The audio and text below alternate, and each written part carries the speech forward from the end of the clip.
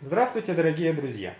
Свой сегодняшний обзор я хочу посвятить очередному гаджету для системы умного дома Xiaomi. Это беспроводная кнопка от производителя, который называется Aqara. Как я думаю, уже знают многие почитатели бренда Xiaomi, есть суббренд Aqara, который делает датчики для системы умного дома, которые хоть чем-то отличаются от стандартных Xiaomi-шных, как минимум дизайном. Про некоторые датчики я уже рассказывал, например, это были датчики температуры, влажности, атмосферного давления Aqara. И я там упоминал один момент, что я некоторое время не мог написать этот обзор, так как эти датчики отсутствовали в списке подустройств, я просто не мог их добавить. Точно такая же беда была с этой кнопкой. Она на самом деле и на данный момент, когда я пишу этот обзор, отсутствует в списке подустройств, но можно пройти обходным путем и все же добавить ее в список устройств. Как это делать, я расскажу чуть-чуть позже. Начну с дизайна коробки. Он не похож на дизайн Xiaomi, однако он очень напоминает дизайн коробок, в которых были датчики температуры и влажности. Тоже какие-то такие человечки нарисованы. Вот. И здесь вот, чтобы было понятно, что внутри, маленьким таким вот значочком нарисовано, что вот эта вот кнопка. Сейчас я поднесу ближе и попробую навести получше. Видите, вот. Дальше, что у нас сзади? Сзади у нас, как обычно, технические характеристики. Сейчас я чуть-чуть приближу. Из них стоит отметить, что протокол ZigBee, то есть кнопка, как и кнопки Xiaomi, работает через шлюз. Батарейка CR2032, в общем-то, как большинство датчиков. Диапазон рабочих температур от минус 10 до плюс 60 градусов Цельсия. Так, посмотрим, что у нас здесь в коробке есть. Так. Здесь у нас вот такая картонная вставочка. Я сейчас немножко с масштабом поиграюсь, да. Вот. В принципе, все похоже, как на кнопки и Xiaomi. И в выключателе идет такая картонная вставочка. Видите, оно плотно находится в коробке. Ничего не дергается. Внутри находится кнопка. Здесь имеется запасной скотч. В принципе, больше здесь ничего нету. Скотч один уже наклеенный, второй запасной. Размеры сейчас измерим. Кнопки, она квадратная, в отличие от Xiaomi-шной. Так, и имеет ширину, так, видно, 45 миллиметров. В толщину она имеет, так, 12 миллиметров. И, если интересно, как она выглядит в сравнении с Xiaomi-шной, то вот так.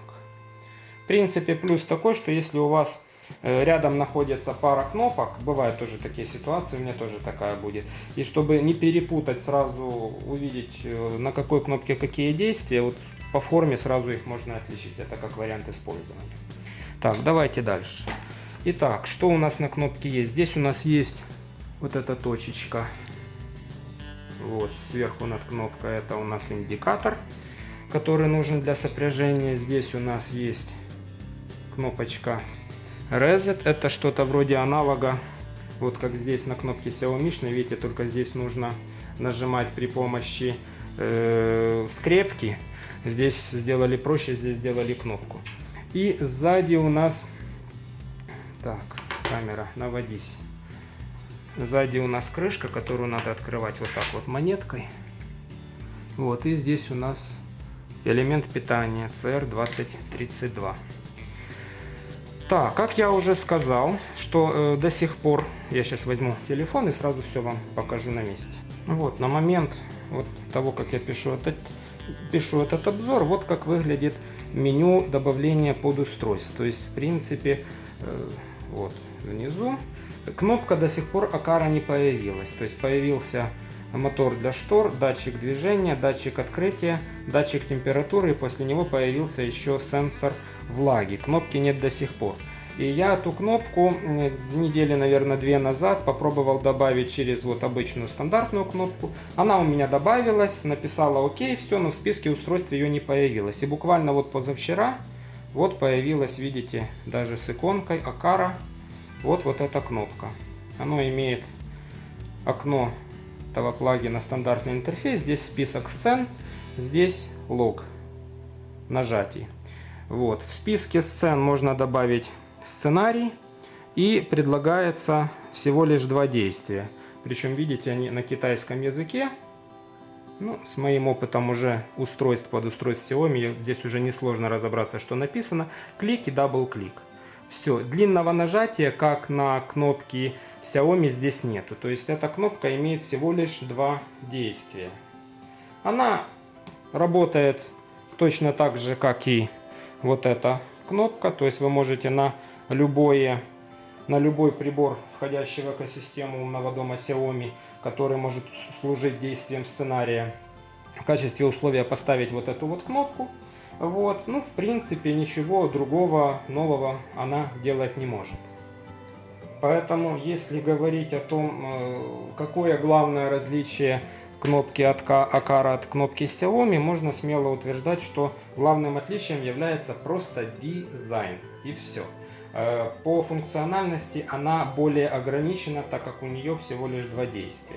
В принципе, если вам нужно ее использовать как дверной звонок, вот, ну, она больше похожа на дверной звонок на самом деле, чем вот эта вот круглая кнопка.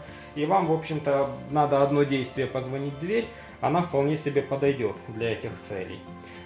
Для целей каких-нибудь внутри дома, как использовать, то все же кнопка вот Xiaomi, она будет предпочтительней, по крайней мере, так как она имеет на одно действие больше.